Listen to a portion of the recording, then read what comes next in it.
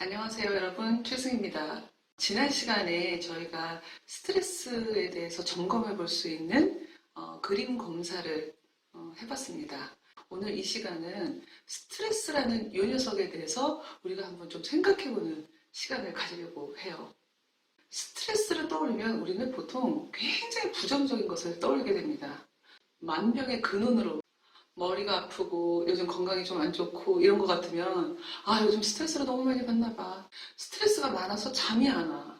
실제로 스트레스라는 그 말의 어원을 살펴보면 팽팽하게 죄다 라는 뜻을 갖고 있습니다. 팽팽하게 죄다라는 것은 적응하기 어려운 상황 가운데에서 느끼게 되는 신체적인 그리고 심리적인 긴장 상태를 스트레스라고 할 수 있어요. 이 스트레스라는 녀석은 웰컴하지 않는 녀석이에요. 그래서 어떻게 하면 스트레스를 안 받을까? 좀 스트레스를 없앨까? 이런 방안들에 대해서 우리가 관심을 많이 갖게 되는데요. 그런데 여러분 그거 아세요? 스트레스라는 이 녀석을 너무 부정적으로만 매도하는 경향이 우리한테 있다는 것을요. 무슨 말이냐고요? 사실은 스트레스가 우리의 삶에 기여하는 부분이 있단 말입니다. 즉, 긍정적인 부분이 있다는 것이죠. 우리가 여태까지 나쁜 녀석으로 매도했던 이 스트레스라는 녀석이 우리의 삶에 어떻게 기여하는지 이제부터 한번 좀 살펴볼까요? 자, 첫 번째입니다. 여러분이 어떤 낯선 곳을 갔다고 한번 상상해 보세요. 거기 아는 사람이 한 명도 없고요.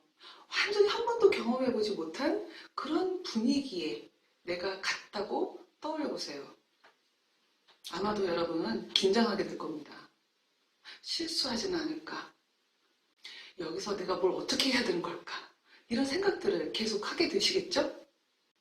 지금으로부터 아주 오래전에 제가 대학원 논문을 마치고 유럽 여행을 한 35일 정도 혼자 다녀온 적이 있어요.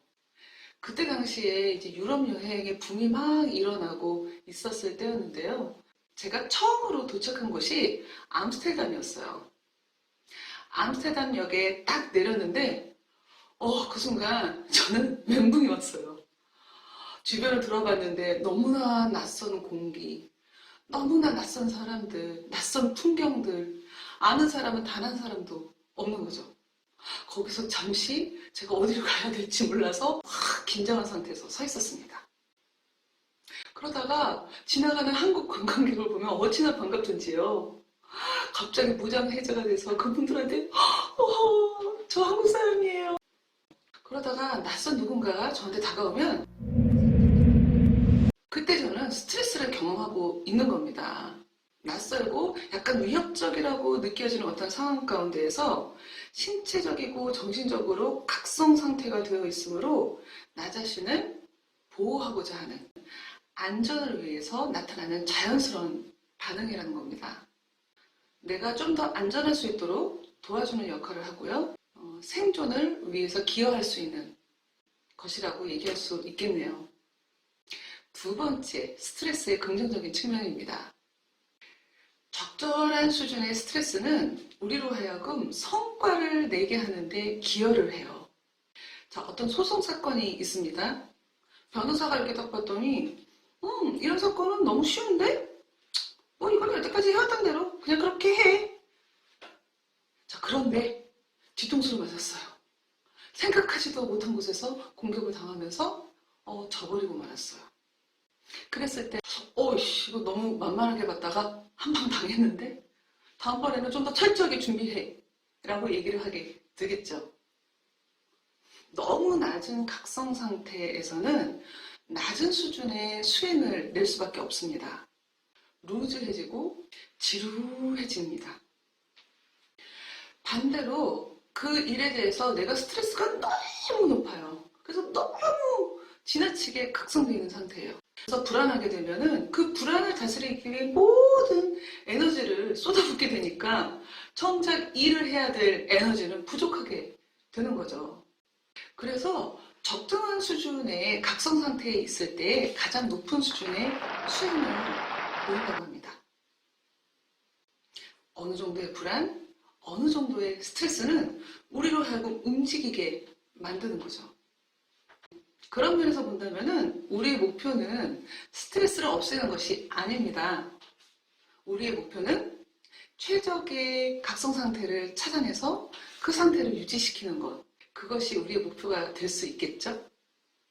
자, 그런데 스트레스의 경험은 개개인마다 다 다릅니다. 크게는 두 가지로 될 수가 있어요. 외부적인 요인, 내부적인 요인입니다. 외부적인 요인이라면 스트레스를 주는 자극, 즉 그 일이 어느 정도의 심각성을 갖고 있는지, 혹은 그 일의 경중, 그리고 어느 정도 지속될 것인지에 따라서 달라질 수가 있어요. 자, 그 다음에는 내부적 요인입니다. 이 내부적인 요인은 똑같은 자극이 들어가도 어떤 사람은 너무 스트레스를 받고 어떤 사람은 좀 덜 받는 경우가 있잖아요. 이것이 이제 이 내부적인 요인 때문인데요. 결국 스트레스를 지각하고 느끼고 판단하고 경험하는 나, 주체 측면이라고 할 수가 있어요. 이 내부적인 요인은 한마디로 얘기해서 자기 개념에 관련된 부분이라고 할 수가 있어요. 내가 나에 대해서 긍정적인 자기 개념을 갖고 있는지, 나에 대해서 부정적인 자기 개념을 갖고 있는지에 따라서 이 스트레스를 경험하는 것이 달라질 수 있다는 거죠. 자기 개념이란 내가 나 자신을 어떻게 느끼고 어떻게 생각하고 어떻게 판단하고 있는지에 대한 전반적인 자기에 대한 개념을 의미합니다. 여러분은 여러분 자신에 대해서 어떻게 생각하고 있나요? 어떻게 정의 내리고 있나요? 제가 여러분한테 한번 질문을 던져볼게요. 나는 이다. 나는 바로 이다. 자, 지금 제가 드린 이 가운데가 비어져 있는 이 문장을 여러분이 한번 완성해 보세요. 이 가운데 안에 어떤 말을 넣을 건가요? 뭐 나는 누구누구씨의 아들이다, 딸이다 이런 거 말고요. 여러분의 가치에 관련된 말들을 한번 넣어보시겠어요? 나는 소중하다. 나는 누구누구의 사랑받는 자녀이다. 나는 할 줄 아는 것이 별로 없어서 많이 부족하지만 그럼에도 불구하고 성장하고 있는 중이다. 지금 이 방송을 보고 계신 여러분 개개인마다 굉장히 다른 자기 개념을 완성하셨을 거예요. 여러분 생각하기에 내가 부정적인 내용을 그 가운데에 채워넣었구나 라고 한다면 부정적인 자기 개념을 갖고 계신 것이고요. 그 안에 들어간 내용이 괜찮네 라는 느낌이 드신다면 여러분은 여러분 자신에 대해서 나쁘지 않은, 괜찮은, 긍정적인 자기 개념을 갖고 계신 겁니다. 외부에서 오는 어떤 자극으로 인해서 긴장이 돼 있다 할지라도 난 예전에 이런 상황 속에서도 잘 해왔어. 그때도 그래도 성공했었어. 그러니까 이번에도 해나갈 수 있을 거야. 긍정적인 자기 개념을 갖고 계신 분은 그렇게 생각하실 수 있어요. 부정적인 자기 개념을 갖고 계신 분은 나는 또 이런 상황에 처했네. 난 또 못할 거야. 근데 이것이요. 굉장히 비합리적인 생각의 가능성이 높아요. 무슨 얘기냐면요. 부정적인 자기 개념을 갖고 계신 많은 분들이 자신이 과거에 해왔었던 성공의 경험들을 크게 평가절하하고 있을 가능성이 높거든요. 사람은 누구나 작은 성공의 경험들이 있기 마련입니다. 내가 했었던 그 작은 성공의 개념을 기억하고 그것들의 가치를 부여하는 사람들은 그것을 현재에도 적용시키고 미래에도 적용시키면서 할 수 있을 거야. 괜찮아. 라는 생각을 하게 되지만 자신이 아무리 좋은 성공의 경험을 했다 할지라도 그것을 평가절하 아무나 다 하는 건데 형이랑 비교해봤을 때 내가 이룬 성취는 아무것도 아니야. 이렇게 생각하신다면 그것은 이 스트레스를 극복해 나아가는데 아무런 도움을 주지 못합니다. 두 번째로는 이 일을 통해서 내가 어떤 손해를 입을 것인가, 그리고 그 손해가 나에게 미치는 영향이 어느 정도인가, 이것들을 인지적으로 판단하는 부분이 될 수가 있어요. 세 번째로는요, 예측 가능성이에요. 예를 들어서 한 달 뒤에 중요한 시험이 있다고 한번 생각해 봅시다. 그 한 달 안에 어떤 일들이 있는지 미리 예측하고 있다면 당황하지 않고 일 처리가 가능하게 됩니다. 스케줄링을 그렇게 하는 거죠. 그래서 여러분 막 불안하시면요. 카렌다를 꺼내보세요. 언제까지는 무엇을 어떻게 해놓을 것이고 그 사이사이에 무엇이 있을 것이다 라는 것들을 쭉 정리해보세요. 그것을 준비하는 가운데에서 여러분의 불안이 가라앉을 수 있을 겁니다. 마지막은요. 여러분의 친구, 여러분의 선배, 동료, 스승, 가족, 연인, 여러분이 의지하고 함께 마음을 나눌 수 있는 사회적인 관계가 여러분의 스트레스를 조절해주는 아주 중요한 요소가 됩니다.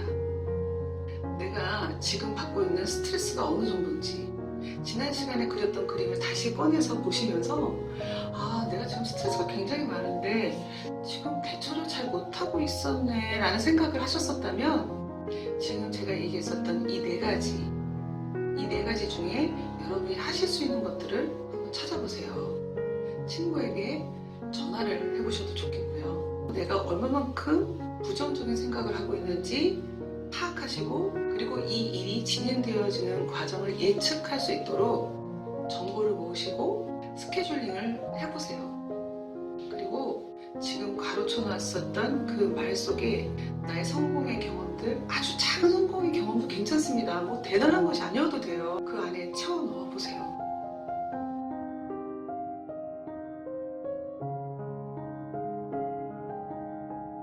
자, 이제 21년도가 됐잖아요.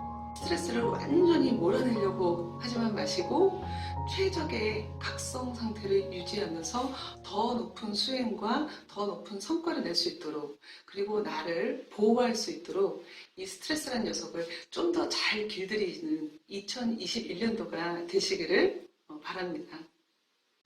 오늘 함께 해주신 여러분 감사드립니다. 다음 시간에도 같은 시간 같은 날 여러분과 만나 뵙도록 해요.